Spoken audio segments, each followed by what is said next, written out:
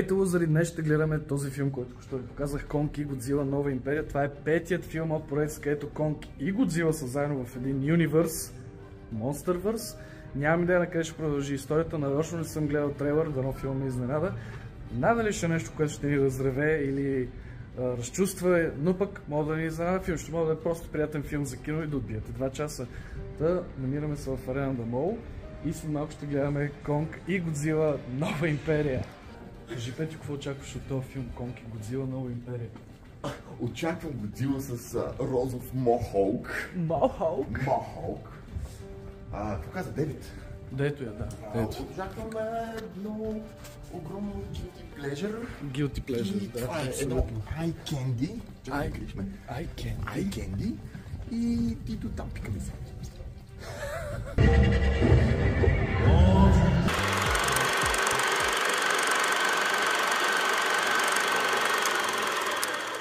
Здравейте, лузери! Време за муви ревю. Този път ще си говорим за филма Конг и Годзила Нова империя. Този път Конг не е срещу Годзила и Годзила, всеки път го казвам, Конг и Годзила Нова империя. Още от тук си мисля, че филма трябваше да се казва Конг срещу Годзила. Не знам, по-хубаво ми звучи в устата, дет звучи се. Това е петият филм от тъй наречения Monsterverse. Имахме Годзила, имахме Годзила King of the Monsters, края на чудовища. Имахме Конг, Skull Island, имахме Конг срещу Годзила и Конг и Годзила. Това е петия филм от този Monsterverse, където Годзила властва над другите чудовища, които били на нашата земя. И едно от тези чудовища е Конг. Разбира се, Конг и Годзила са страхотни киногерои, които ние знаем и от други филми, но беше много яко да ги видим един срещу друг в Конг срещу Годзила, който най-ми хареса от цялата поредица. Годзила след това се доближава, разбира се, първият Годзила е страхотен, много добър, от режисьора на Rogue One, любимия ми Star Wars.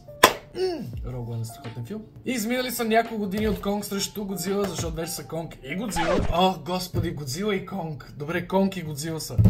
Е, така изглежда филм, ходете да го гледате. За мен обаче е Конг и Годзила. Та изминали са няколко години от предишният филм, където вече Конг живее на кухата земя, а Годзила живее между нас в нашата горна или всъщност нормална земя, защото ако едното е кухо, нашето трябва да е пълно или... Either way, Годзила живее между нас и Конг живее на кухата земя. Така ги оставихме последно в този филм. А в новия и двете чудовища усещат, че нещо се зародява, някаква нова сила, която да преобърне света или дори техния свят. И като говорим за нашия свят, хората също е минало малко време, малкото момиченце, което от Конг също Годзила си говореше с Конг и беше много сладко, защото те си говореха на мимика и се разбираха. Е пораснал и се чуди къде е нейното място в този свят, което също е много хубав контраст, защото и чудовищата се опитват да се нагласат с нашия свят и както Конг се опитва да намери своя път в кухата земя. Да в общи линии, колкото и да е странно, чудовища и човеци, някакси се търсим взаимно и това е много готино, защото няма значение дали си чудовище или човек или каквото искаш да си. Всеки от нас някой момент се е чудил къде точно балансираме, къде точно ние трябва да бъдем в света, в който живеем. И човеците се отправят на една мисия, където отново трябва да слезат в кухата земя, където филма ни отправя на едно приключение, което е толкова 80-тарско, заради това лилаво и цветовете и самата музика, която много ми хареса, ми напомня на един много хубав филм, който го имаше на видеокасета, Конг и Годзила видеокасета, ще е страхотно. Филма не претендира за нищо повече от това, което виждате и вие, Годзила и Конг Нова империя. Уху, каза го правилно! Така че ако са ви харесали цялата поредица Monsterverse или Конг срещу Годзила само, ще ви хареса и този, защото не мисля, че смъква нивото. Остава си на същото ниво, както Конг срещу Годзила, въпреки че малко ми бие, защото са срещу.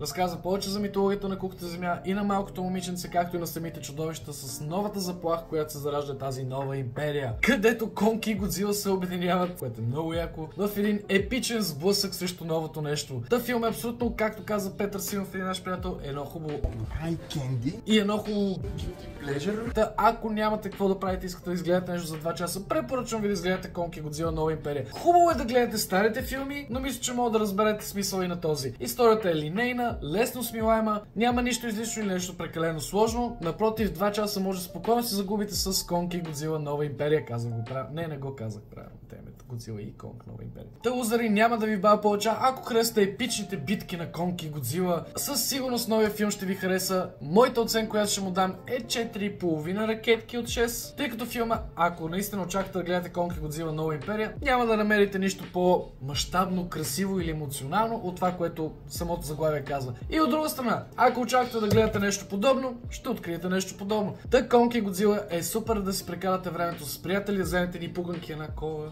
и да си изкарате много яко в киното или в къщите. Това е лузари. Ще има нов giveaway. Всъщност не знам кога, но ще има нов. Може би следващия месец ще има нов giveaway. Да гледате старите видеа, да коментирате и да лайквате и да харесате на други лузари. Със сигурност се абонирате, защото това много помага на канала. И ви благодарим отново. Лузари, това е. Оставям ви. Това беше краткото, но все пак приятно муви ревюто на Годзила и Конг Нова империя. И очаквате съвсем скоро муви ревюто на Ghostbusters, само че то път не е Нова империя, ами най-ми била замръзнала империя. Където хубаво ще си поговорим за този филм, защото имам въпроси. Та това е лузари, обичам ви, целувам ви, бай-бай, гудбай.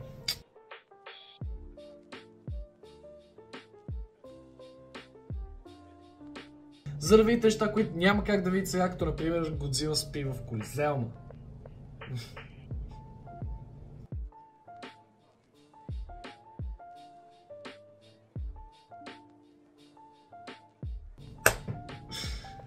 Тези филми.